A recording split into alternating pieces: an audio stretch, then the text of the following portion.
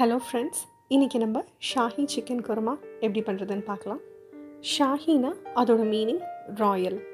இதில் நம்ம முந்திரி கசகசா, சாஃப்ரன் அதாவது குங்குமப்பூ இதெல்லாம் சேர்க்குறோம் இல்லையா, அதனால தான். இதே மெத்தடில் நம்ம மட்டன், பன்னீர் எல்லாமே ட்ரை பண்ணலாம்.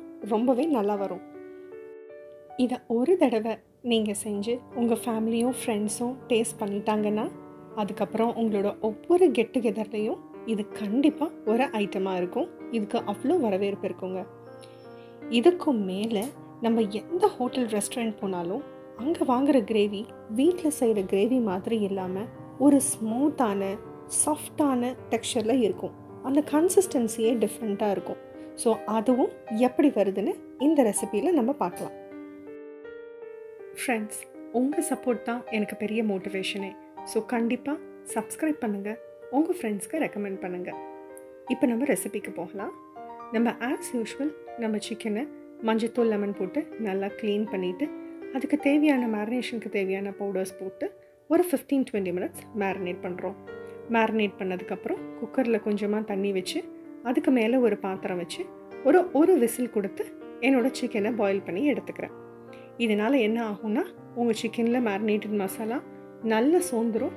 அதே சமயம் பார்த்தீங்கன்னா இந்த சிக்கனுடைய பீசஸ் கலையாமல் உதிராமல் எப்படி வேணுமோ அதே ஷேப்பில் இருக்குது. ஸோ வரி பண்ண வேண்டாம்.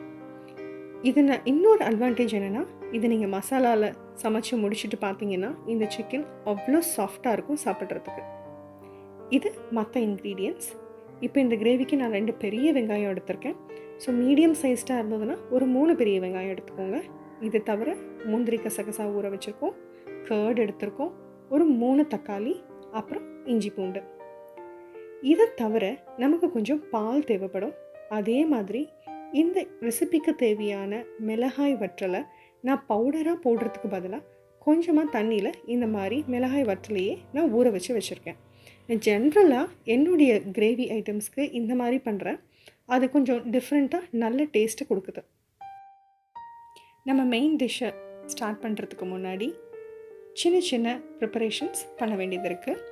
இப்போ நம்ம கட் பண்ணி வச்சுருக்கிற தக்காளியிலேருந்து ஒரு 1/4 பங்கு தக்காளியை தவிர மற்ற எல்லா தக்காளியும், அதே சமயம் நீங்கள் ஊற வச்சுருக்க மிளகாய் வற்றலையும் சேர்த்து இந்த மாதிரி மிக்சியில் நல்லா அடிச்சுக்கோங்க. தண்ணி சேர்க்க தேவையில்லை.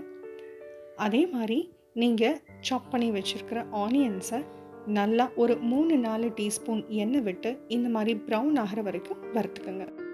இது நம்ம ஃப்ரைட் ஆனியன்ஸ் மாதிரி கிறிஸ்பியாக டார்க் ப்ரௌன் ஆகணும்னு அவசியம் இல்லை. பட் ஸ்டில் இதே மாதிரி கோல்டன் ப்ரௌன் ஆனதுக்கப்புறம் தனியாக ஒரு பிளேட்டில் எடுத்து வச்சுக்கோங்க. இப்போது நல்ல ஒரு பெரிய பேனை நம்ம சூடு பண்ணிக்கலாம்.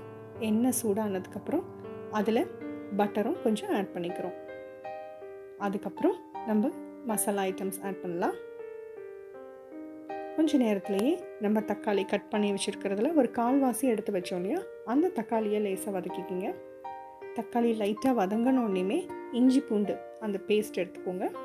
இஞ்சி பூண்டு பேஸ்ட் ஆட் பண்ணிக்கலாம். இது ஒரு லைட்டாக கொஞ்சம் வதக்கினதுக்கப்புறம் நீங்கள் அரைச்சி வச்சுருக்கிற அந்த தக்காளி மிளகாய் போட்டு அரைச்சி வச்சுருந்தீங்க இல்லையா, அந்த விழுதை ஆட் பண்ணிக்கலாம். அந்த விழுதை லேசாக ஒரு கொதி வந்ததுக்கப்புறமேட்டு இதுக்கு தேவையான மற்ற மசாலா, அதாவது மல்லித்தூள், மஞ்சத்தூள், கரம் மசாலா, உப்பு இதை சேர்க்குறோம்.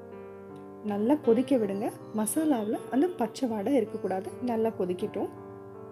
ஒரு 3 to 4 மினிட்ஸ் நல்லா கொதி வந்ததுக்கப்புறமேட்டு இப்போது நம்ம சிக்கனையும் சேர்த்துடுறோம். இப்போ சிக்கனை வேக வச்ச சிக்கனை சேர்த்துருங்க. நல்ல மசாலாவில் பெரட்டுற அளவுக்கு இதை நல்லா பெரட்டி விடுங்க.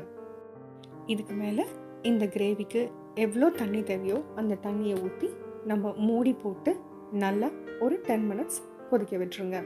10 மினிட்ஸ் மீடியம் ஃப்ளேமில் கொதிக்க விடுங்க.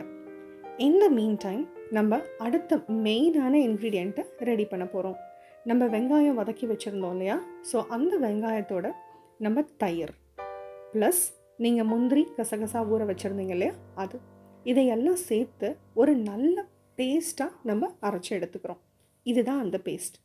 நான் ஹோட்டலில் ஒரு ஸ்மூத்தான கன்சிஸ்டன்சி அந்த டெக்ஸ்சர் கிடைக்கும்னு சொன்னேன் இல்லையா, அதுக்கு சீக்ரெட் இன்க்ரீடியண்ட்டு இந்த பேஸ்ட்டு தான். ஏற்கனவே குக் ஆகிட்டுருக்க நம்ம மசாலாவோட இதை ஆட் பண்ணிவிடுங்க. இதை தவிர நம்ம கொஞ்சம் பால் வச்சுருந்தோம் இல்லையா, அந்த பாலில் கொஞ்சம் குங்குமப்பூ சேர்த்து ஆட் பண்ணி வச்சுருந்தோம். இப்போது அது நல்ல ஒரு எல்லோ கலரில் அந்த மில்க் வந்திருக்கும். ஸோ அந்த மில்க்கையும் இப்போ இதில் ஆட் பண்ணிடலாம். கொஞ்சமாக திறந்து வச்சு மீடியம் ஃப்ளேமில் நல்லா ஒரு 8 to 10 minutes இதை நல்லா கொதிக்க விடுங்க. ஏன்னா நம்ம ஆட் பண்ண கலவையில் வெங்காயம், தயிர் இதெல்லாம் இருக்கு இல்லையா? அதுக்கப்புறம் 10 minutesக்கு அப்புறம் சிம் பண்ணிவிடுங்க. நீங்கள் சிம் பண்ணி கொதிக்கவே இந்த கன்சிஸ்டன்சி இந்த மாதிரி வந்துடும்.